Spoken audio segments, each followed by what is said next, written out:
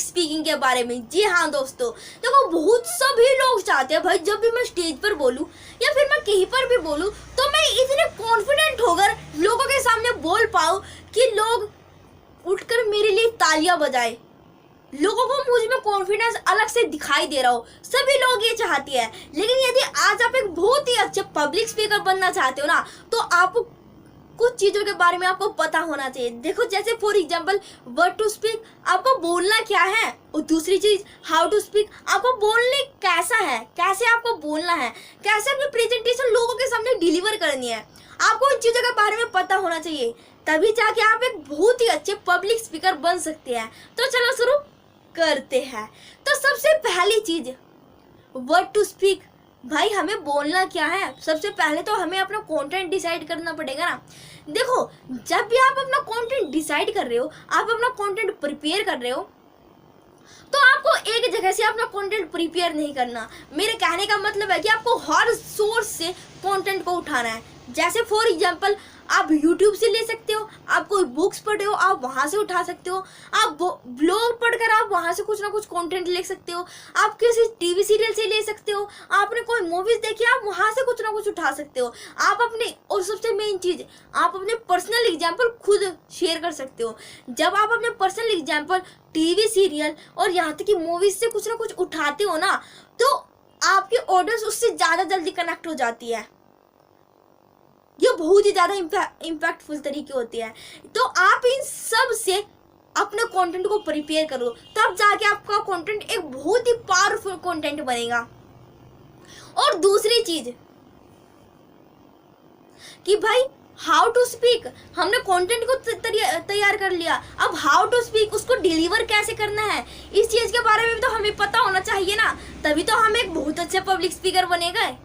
तो देखो सबसे पहली चीज, जब भी आप अपनी स्पीच को लोगों के सामने प्रेजेंट कर रहे हो, तो उस समय आपको देखना है कि भाई जो सेंटेंसेस मैंने अपने प्रेजेंटेशन में यूज किया है, तो उनके पीछे से इमोशन क्या है। जो सेंटेंस आपने अपने प्रेजेंटेशन में यूज किया है, आप उसके पीछे का इमोशन को समझो।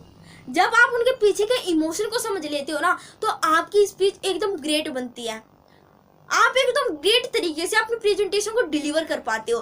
देखो जैसे फॉर एग्जाम्पल एक एक्टर है, वो क्या करता है, उसको कोई भी स्क्रिप्ट दे दे, वो करता क्या, वो जो उस स्क्रिप्ट में सेंटेंसेस लिखे होते हैं, वो उस सेंटेंसेस के पीछे के इमोशन को समझता है, तब जाके वो एक्ट करता है। और जब वो एक्ट करता है ना, उसकी एक्टिंग एकदम रियल दिखाई दे रही होती है, ऐसे लगता है कि भाई ये रियल में ऐसा हो रहा है हमारी आंखों के सामने।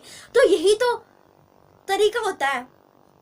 जब भी हम अपने प्रेजेंटेशन को स्टार्ट कर रहे होते हैं, तो हमें सबसे पहले अपने प्रेजेंटेशन में जो वर्ड हमने यूज किए हैं, हमें उसके पीछे के इमोशन को समझना है, तब जाके हमें लोगों के सामने उसको डिलीवर करना है। जब हम ऐसे डिलीवर करते हैं ना, तो हमारी स्पीच में इमोशन, एक्साइटमेंट, खुशी, दुख, हर एक चीज लोगों को दिखाई देता है, और जल्द हमारे साथ हमारी ऑडियंस जल्दी से कनेक्ट हो जाती है। यहाँ तक कि हमारी स्टोरी में जो चीज़ हमारे कंटेंट में हमारी ऑडियंस बिल्कुल घूम जाती है, बिल्कुल उसमें डूब जाती है जो चीज़ें हम बोल रहे होते हैं। और यही होता है कि एक अच्छा पब्लिक स्पीकर इसी को तो बोलते हैं। एक अच्छा पब्लिक स्पीकर जो भी वो अपनी प्रेजेंटेशन में वर्ड यूज करता है ना, उसके इमोशन को समझता है और अपनी ऑडियंस को अपने साथ बांध लेता है। यही होते हैं एक अच्छे पब्लिक स्पीकर के गुण, और आज से आपको भी ऐसा ही करना है। और दूसरी टिप्स, देखो जब भी आप अपनी प्रेजेंटेशन को लोगों के सामने डिलीवर कर रहे होते हैं ना, जब भी आप लोगों के सामने अपनी प्रेजेंटेशन को डिलीवर करते हो ना, तो आपको अपनी प्रेजेंटेशन को ऐसे डिलीवर करना है जैसे फॉर एग्जांपल कि वो स्पीच जो वर्ड आपने उसमें यूज किया है, वो मेरे साथ खुद ब खुद घटित हुई है, वे चीज़ें मेरे साथ खुद ब खुद हुई है। आपको उन चीज़ों को अपने आप से रिलेट करके तब लोगों के सामने डिलीवर करना है। जब आप ऐसा करोगे ना, तो आपकी स्पीच में एक्साइटमेंट, दुख, इमोशन, वॉइस मॉड्यूलेशन, यहाँ तक कि जहाँ पर हमारी आवाज़ तेज होनी चाहिए वहाँ पर अपने आप हाई हो जाएगी, और जहाँ पर मीडियम होनी चाहिए वहाँ पर अपने आप मीडियम हो जाएगी, और जहाँ पर बिल्कुल लो होनी चाहिए वहाँ पर अपने आप लो हो जाएगी। हमारी स्पीच में खुद ब खुद ऐसा होने लगेगा जब हम अपनी स्पीच को, जो भी हमने प्रेजेंटेशन में लिखा है, उसको अपनी ही जिंदगी का पार्ट मान लेते हैं, उसको अपने ही आप से रिलेट कर लेते हैं। अपने आप से रिलेट करके जब हम अपनी ऑडियंस के सामने उसको डिलीवर करते हैं ना, तो हमारी ऑडियंस हमारे साथ कनेक्ट हो जाती है, वो बोलते हैं ना, हमारे साथ एकदम बंध जाती है। तो आज से आपको ध्यान रखना है, जब भी आप अपनी स्पीच को कहीं पर डिलीवर कर रहे हो ना, तो आपको इन 2 चीज़ों का ध्यान रखना है।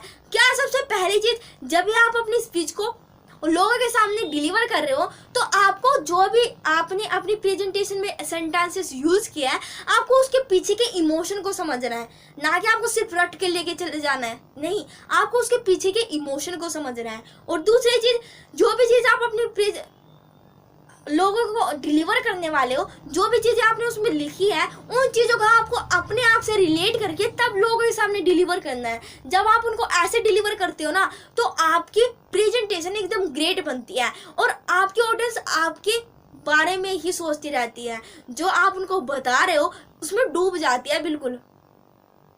तो आज से आपको इनको जरूर इम्प्लीमेंट करना है।